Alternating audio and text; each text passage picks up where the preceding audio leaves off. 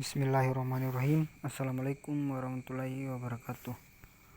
Perkenalkan, nama saya Muhammad Hasbullah Ramadan dengan NIM 180541016 dari kelas S1A Pendidikan Teknik Elektronika Universitas Negeri Makassar. Di video kali ini saya akan menjelaskan tugas dari statistik dengan dosen pengampu Bapak Dr. Hendra Jaya, SPD, MT. Jadi langsung saja, berikut contoh kasus uji independen sampel tetes pada penelitian. Kita akan melakukan pengujian hipotesis komparatif untuk mengetahui apakah ada perbedaan rata-rata hasil belajar siswa pada kelompok A dengan kelompok B. Misalnya, pada kelompok A, guru menerapkan metode belajar dengan ceramah, sementara kelompok B, guru menerapkan metode belajar dengan diskusi. Setelah itu, guru membagikan soal yang sama kepada masing-masing siswa yang ada pada kedua kelompok tersebut. Adapun skor hasil belajar masing-masing siswa untuk kelompok A dan kelompok B dapat kita lihat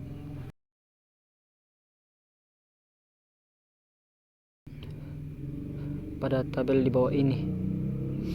Keterangannya, data kelompok A dan kelompok B berupa hasil belajar siswa dengan sampel tidak berpasangan. Jumlah siswa atau N untuk kelompok A adalah sebanyak 6 orang. Sementara untuk kelompok B sebanyak 5 orang. Dengan demikian, maka persyaratan penggunaan uji independen sampel tetes sesuai ketentuan di atas sudah dipenuhi. Rumusan hipotesis penelitian komparatif. Untuk mengetahui apakah ada perbedaan rata-rata hasil belajar siswa pada kelompok A dengan kelompok B, maka kita perlu membuat sebuah rumusan hipotesis atau dugaan penelitian sebagai berikut. H0 sama dengan tidak ada perbedaan rata-rata hasil belajar siswa antara kelompok A dengan kelompok B. H sama dengan ada perbedaan rata-rata belajar siswa antara kelompok A dengan kelompok B. Sebelum kita melakukan uji independen sampel tetes dengan SPSS, maka terlebih dahulu kita harus membuat kode untuk kelompok A dan kelompok B. Hal ini bertujuan agar proses analisis dengan SPSS menjadi lebih mudah. Adapun susunan rekapitulasi hasil belajar siswa setelah pembuatan kode untuk kelompok A dan B adalah sebagai berikut, di mana hasil belajar untuk kelompok A diberi kode 1, sementara hasil belajar untuk kelompok B diberi kode 2. Langsung saja langkah-langkah cara uji independen sampel tetes dengan SPSS. Buka lembar kerja SPSS, lalu klik variabel view. Selanjutnya, mengisi properti variabel dengan ketentuan sebagai berikut.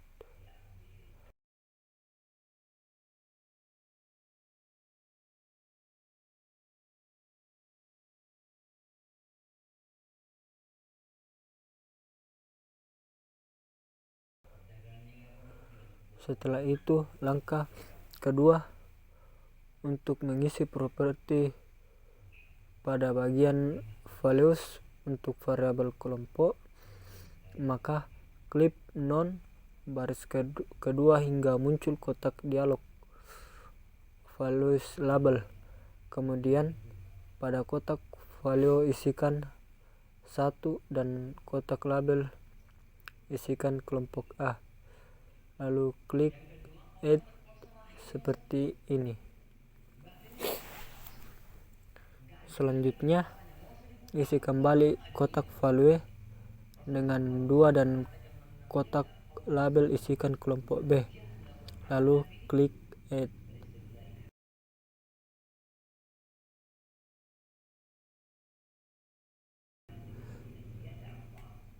Jika properti variabel sudah diisi dengan benar, maka pada bagian variabel view akan tampak sebagaimana gambar di layar.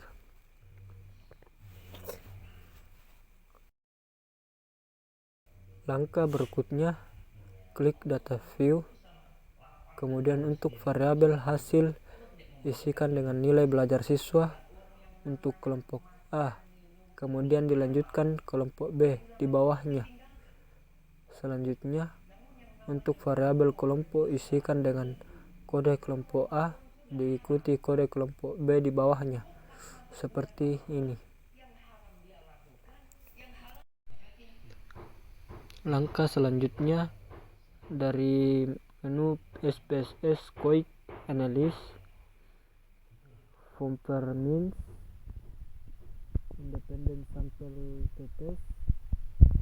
Selanjutnya muncul kotak dialog Independent Sample Test, kemudian masukkan variabel hasil belajar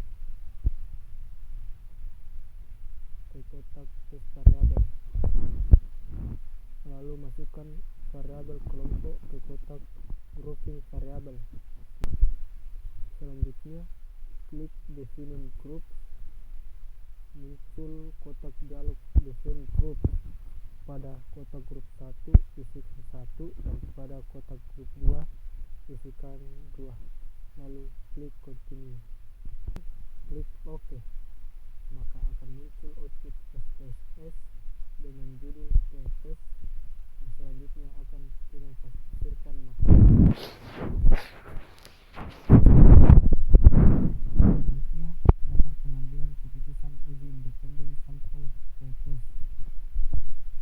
Sebelum kita menafsirkan atas hasil output tersebut, maka terlebih dahulu kita harus mengetahui dasar pengambilan keputusan dalam uji independen sampel test sebagai berikut.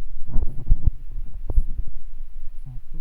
Jika nilai C lebih besar dari 0,05, maka H0 diterima dan HA ditolak, yang berarti tidak ada perbedaan rata-rata hasil belajar siswa antara kelompok A dan kelompok B.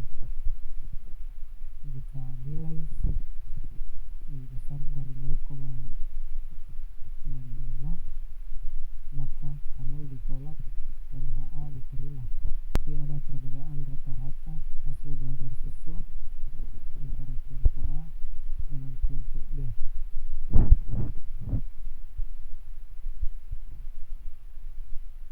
Interpretasi output uji independen sampel test SPSS.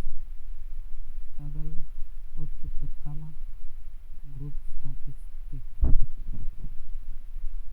Berdasarkan tabel output grup statistik di atas, diketahui jumlah data hasil belajar untuk kelompok A adalah sebanyak 5 orang, sementara untuk kelompok B adalah sebanyak 6 orang siswa. Nilai rata-rata hasil belajar siswa atau NIM untuk kelompok A adalah sebesar 28.512, sementara untuk kelompok B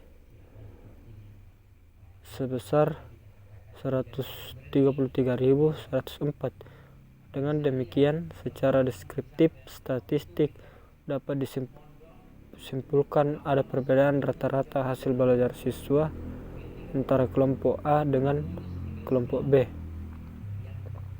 Selanjutnya, untuk membuktikan apakah perbedaan tersebut berarti signifikan atau tidak, maka kita perlu menafsirkan output independent sample test berikut ini.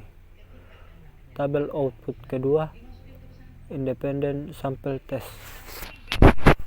Berdasarkan output di atas diketahui nilai Leibniz test for equality of variance adalah sebesar 0,097 lebih besar dari 0,05. Maka dapat diartikan bahwa variance data antara kelompok A dengan kelompok B adalah homogen atau sama, sehingga penafsiran tabel output independent sample test di atas berpedoman pada nilai yang terdapat dalam tabel equivalence estimate. Berdasarkan tabel output independent sample test, pada bagian equivalence estimate diketahui nilai sig sebesar 0,630 lebih kecil dari 0,05. Maka sebagaimana dasar pengambilan keputusan dalam uji independent sample test, dapat disimpulkan bahwa H0 ditolak dan HA diterima. Dengan demikian dapat disimpulkan bahwa ada perbedaan yang signifikan antara rata-rata hasil belajar siswa pada kelompok A dengan kelompok B. Selanjutnya, dari tabel output di atas diketahui nilai mean difference adalah sebesar 745.333. Nilai ini menunjukkan selisih antara rata-rata belajar siswa pada kelompok A dengan rata-rata hasil belajar siswa pada kelompok B, dan selisih perbedaan tersebut adalah 263.196 sampai 412.863